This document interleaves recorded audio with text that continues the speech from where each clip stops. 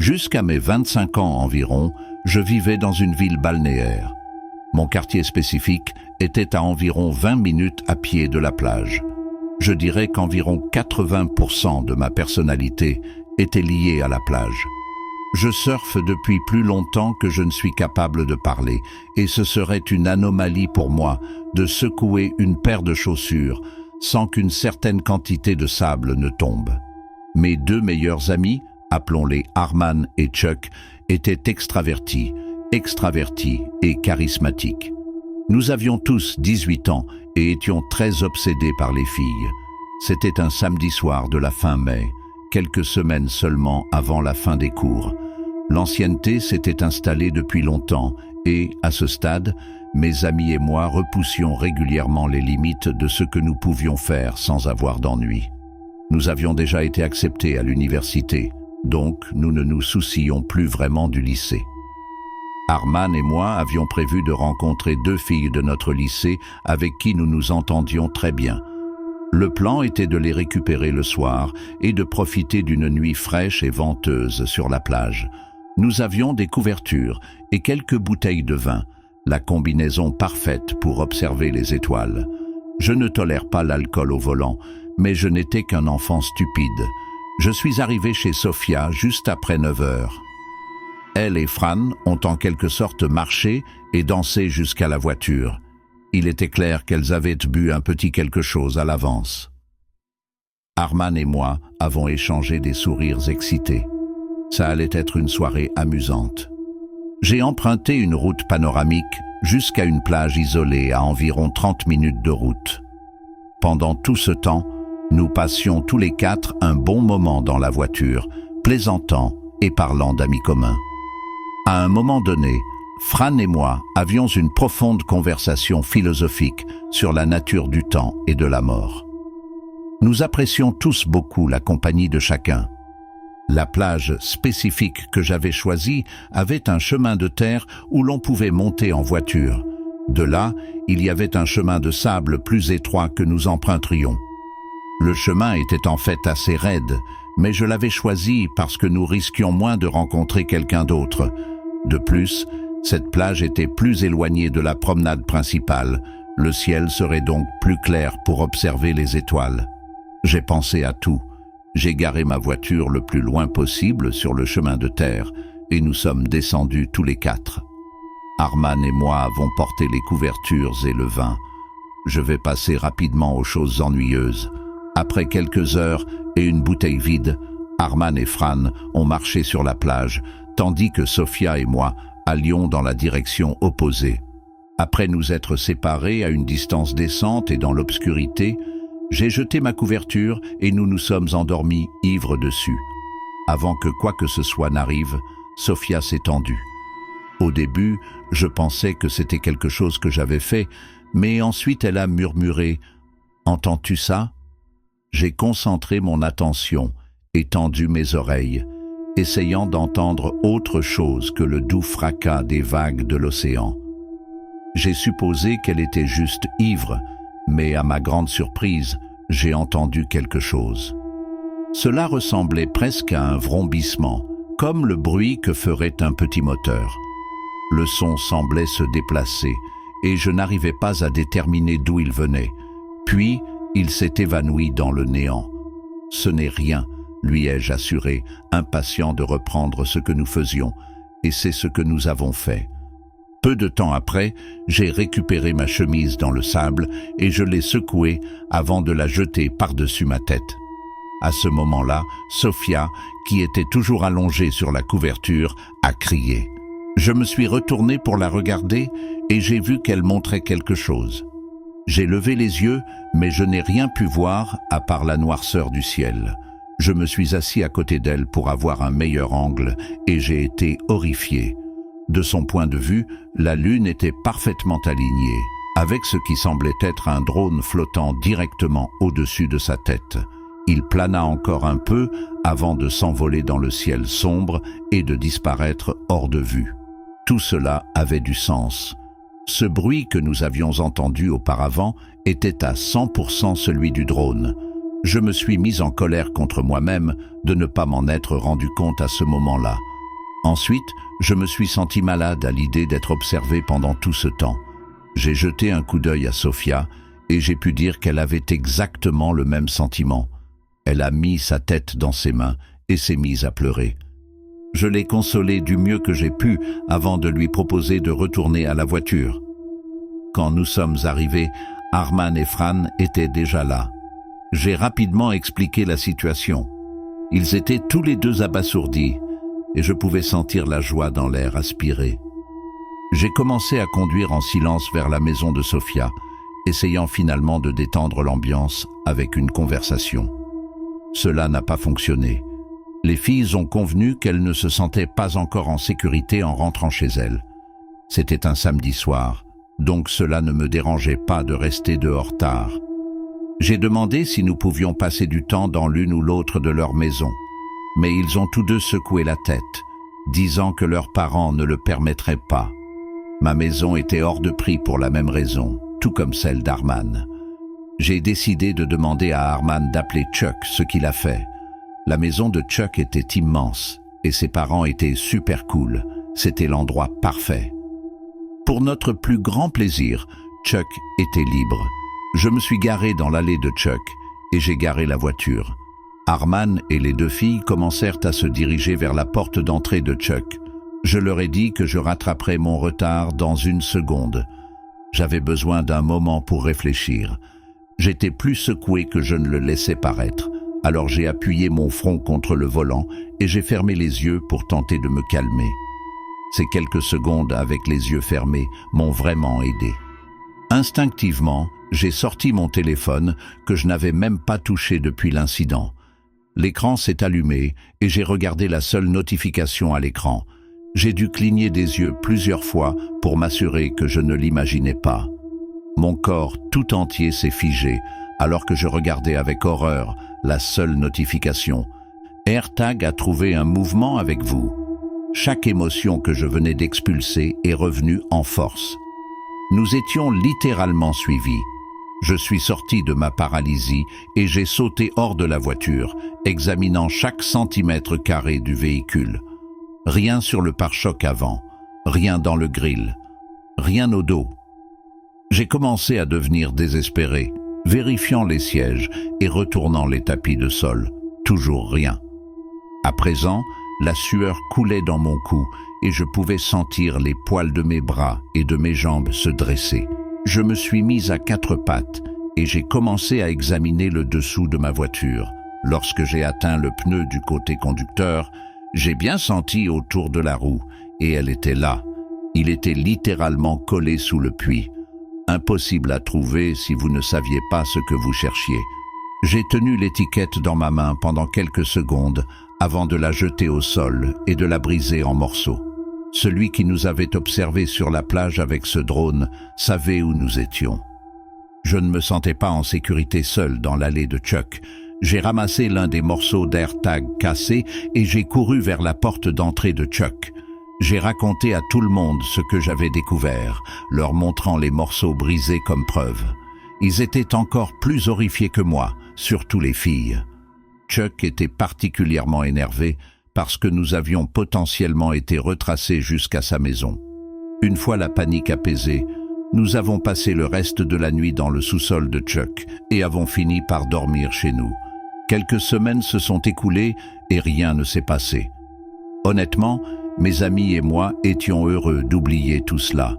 Nous avons supposé qu'un type bizarre voulait regarder des jeunes adultes se brancher sur la plage et suivre leur voiture pour leur faire peur. C'était effrayant, mais au moins la situation n'avait pas dégénéré. Puis, un dimanche matin, environ 3 semaines après l'incident, j'ai reçu un appel de Chuck.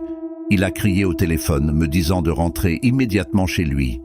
Quand je suis arrivé, il se tenait dans son allée, l'air inquiet, tenant quelque chose dans ses mains. Ce n'étaient pas des papiers, c'étaient des images, des photos de moi de cette nuit sur la plage. Je les ai examinées de près, granuleux et faiblement éclairés, mais montrant clairement Sofia et moi. J'étais dégoûté. Je ne pouvais qu'imaginer ce que ressentirait Sofia. Nous avons appelé la police, mais ils nous ont dit qu'ils ne pouvaient rien faire. Heureusement, rien ne s'est produit par la suite, probablement parce que nous avons impliqué les autorités. Depuis, Sofia n'a plus jamais été la même avec moi. Et je ne peux pas lui en vouloir. Je ne peux qu'espérer que ces photos n'apparaîtront pas plus tard dans ma vie.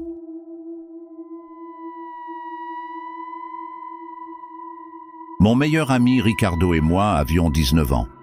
Au risque de paraître prétentieux, nous venons tous les deux de familles aisées du nord de Jersey et profitons de nos étés sur la côte du New Jersey.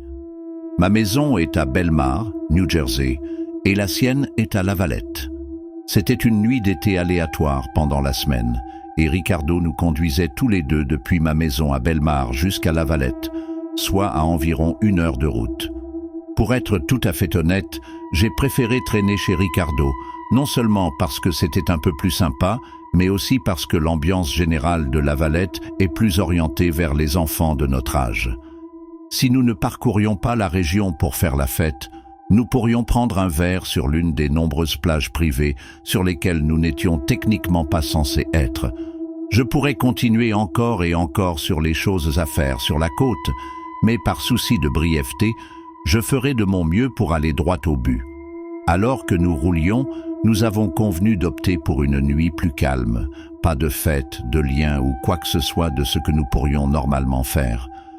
Nous avons convenu tous les deux de prendre quelques bières, de rouler un joint et de nous détendre sur l'une des plages privées sous les étoiles.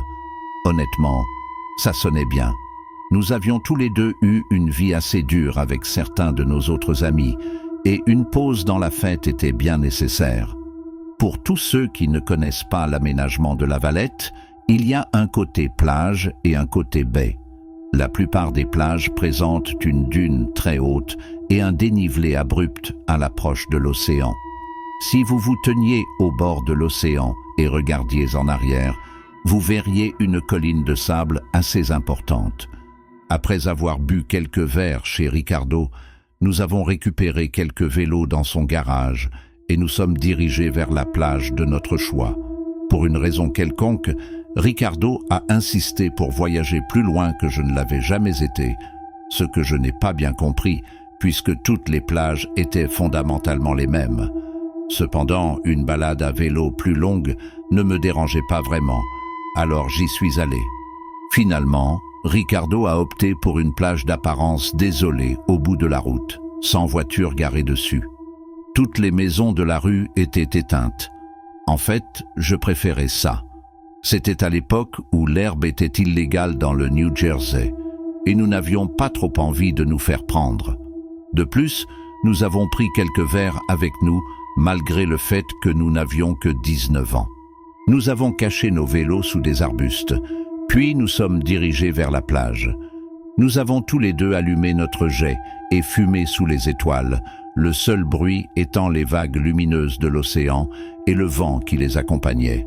La plage s'étendait à l'infini dans les deux sens, et le sable était frais sous nos pieds. Nous nous sommes progressivement saoulés tous les deux, tandis que nous remplissions l'air de rires et de conversations. Finalement, nous nous sommes simplement allongés sur le sable, observant un ciel plein d'étoiles, dans l'espoir d'apercevoir une étoile filante. C'est à ce moment-là que nous l'avons entendu. Je l'ai entendu en premier. C'était presque indétectable. Le son ressemblait à un bourdonnement métallique, un peu comme le son que l'on entendrait dans un immense gymnase doté de grands plafonniers. Je ne peux vraiment pas mieux décrire le son. C'était un léger bourdonnement métallique qui ne pouvait en aucun cas être causé par la plage. Je me suis assis et j'ai regardé Ricardo, et j'ai pu dire à quel moment il a commencé à l'entendre aussi. Nous avons tous les deux tourné la tête dans toutes les directions, cherchant dans l'obscurité la source du drone. Bizarrement, il était difficile de déterminer exactement d'où venait le son. C'était tout simplement trop faible pour le dire.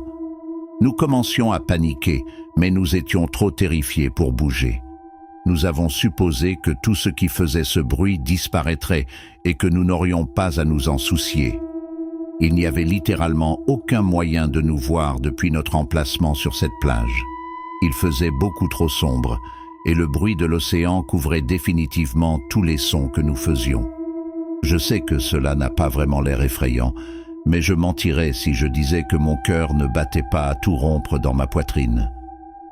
Le drone a continué, et après quelques minutes, Ricardo m'a fait signe de le suivre.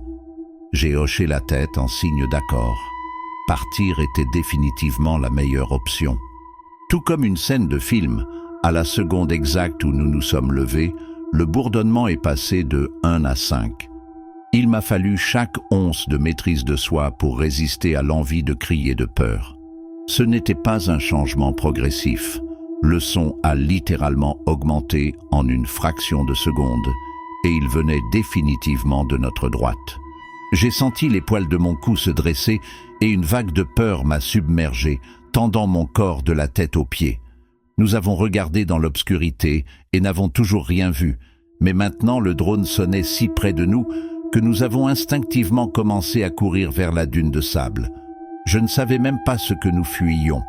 Tout ce que je savais, c'est que quelque chose n'allait vraiment pas et qu'il y avait quelqu'un ou quelque chose après nous. Alors que nous étions à mi-chemin de la dune, j'ai senti Ricardo poser une main ferme sur mon épaule, m'empêchant brusquement de continuer à courir. Au début, j'étais confus, mais ensuite, j'ai vu sur quoi son regard était fixé. J'ai levé les yeux vers la dune et je l'ai vu. Il y avait une silhouette sombre debout, immobile au sommet de la dune. Ses bras étaient incroyablement longs, atteignant presque ses genoux. Il était ridiculement grand et j'étais choqué de voir à quel point il parvenait à rester aussi immobile. C'était vraiment terrifiant. Ricardo m'a crié dessus, détournant mon regard de la silhouette, et nous avons continué à courir, cette fois parallèlement à la plage. Nous avons couru jusqu'à l'entrée suivante de la dune et avons sprinté sur la pente. Alors que nous nous dirigions vers le sommet, nous avons regardé d'où nous venions de venir. Je me souviens encore du spectacle terrifiant qui a suivi. Non seulement la silhouette sombre était toujours sur la dune, mais il y en avait peut-être 3 ou 4 autres immobiles sur la pente. Chacun avait l'air de nous faire face. Nous n'avons pas eu le temps de retourner chercher nos vélos, préférant courir tout le chemin du retour. Le lendemain matin, nous sommes revenus sur nos pas, mais nous n'avons pas pu retrouver ces vélos.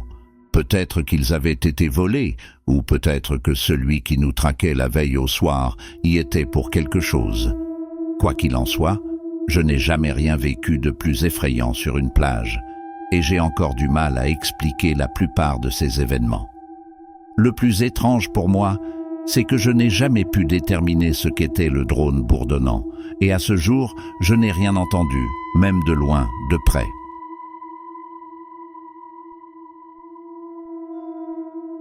Les plages m'ont toujours terrifié, enfin pas toujours. Ma peur est le résultat direct de ce que je m'apprête à vous dire. Quand j'étais enfant, j'adorais le rivage. Je me souviens avoir passé de nombreux étés en attendant avec impatience le week-end où ma famille et moi traînions dans notre maison sur la plage. Ou, si j'avais de la chance, il me laissait le dépenser dans la maison de plage de mon ami Charles, ce qui était encore plus amusant. J'avais 6 ans et c'était un de ces week-ends d'été spéciaux. Charles, notre 3e ami Riley et moi allions passer quelques jours sans surveillance dans la maison de plage de Charles à LBI. Riley avait 1 an de plus que Charles et moi et avait récemment obtenu son permis. Nous roulions donc dans sa voiture. La descente était fantastique.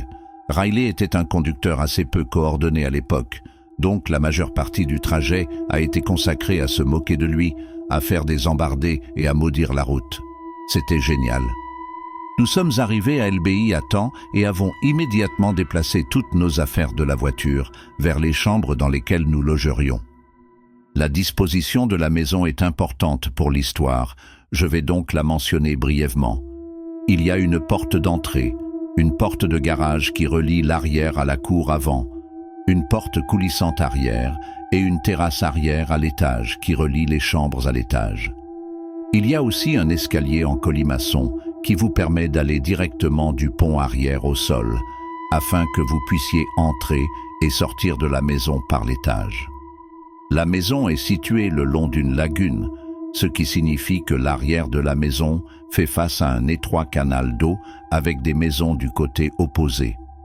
Nous étions à cet âge mûr où courir après les filles était une priorité, et une jolie maison sur la plage pour nous tout seuls était l'occasion parfaite.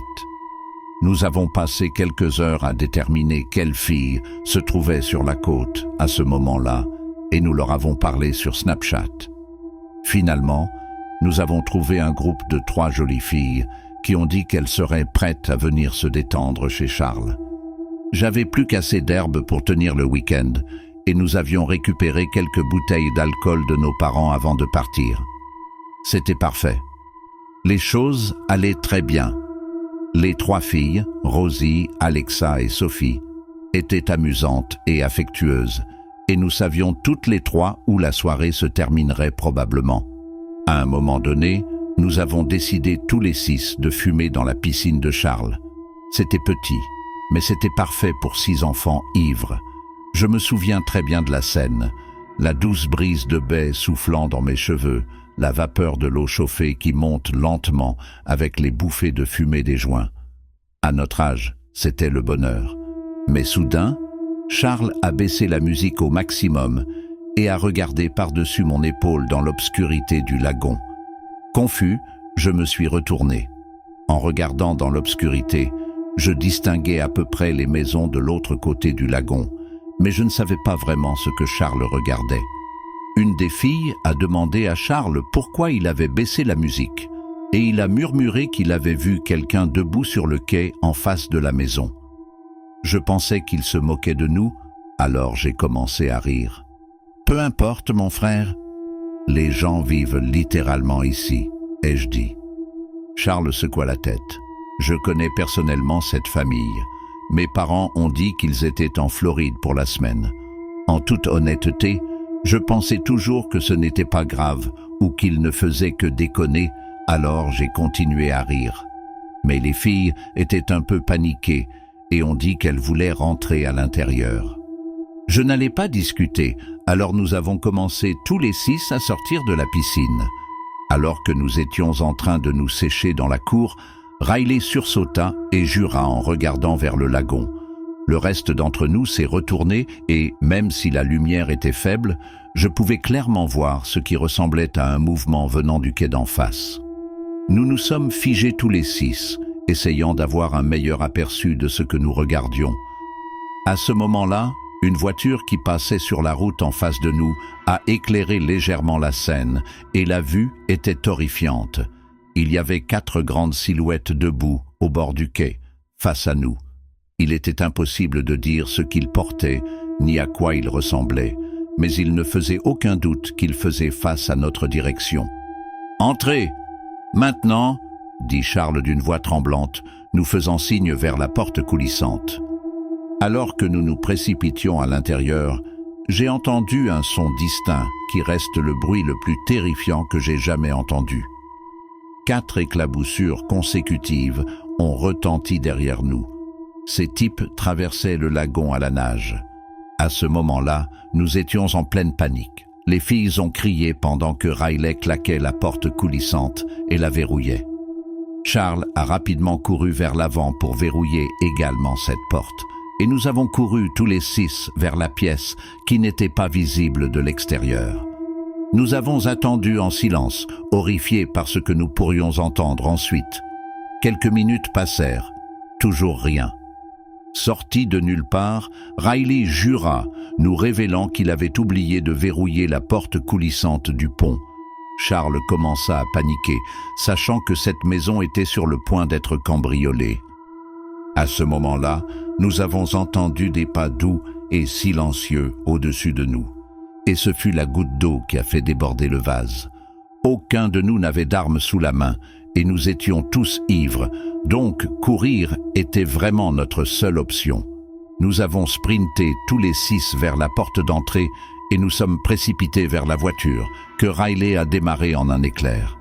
Le chaos était trop lourd à gérer pour Riley, et il a détruit la boîte aux lettres de Charles en sortant de l'allée. Une fois suffisamment loin, nous avons appelé la police. L'épreuve était un cauchemar. Nous sommes retournés à la maison après que la police l'ait perquisitionné, mais la nouvelle était bouleversante. Tous les objets de valeur du dernier étage manquaient, mais ce n'était pas le pire.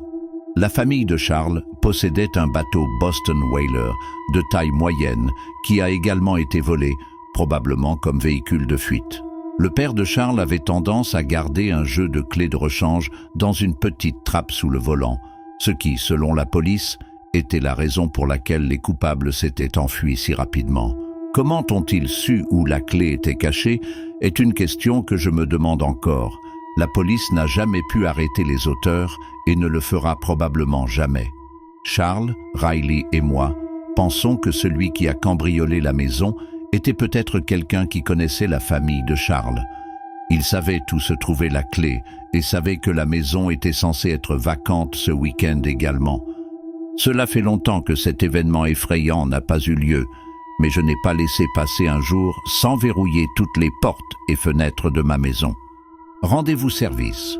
Verrouillez vos portes la nuit.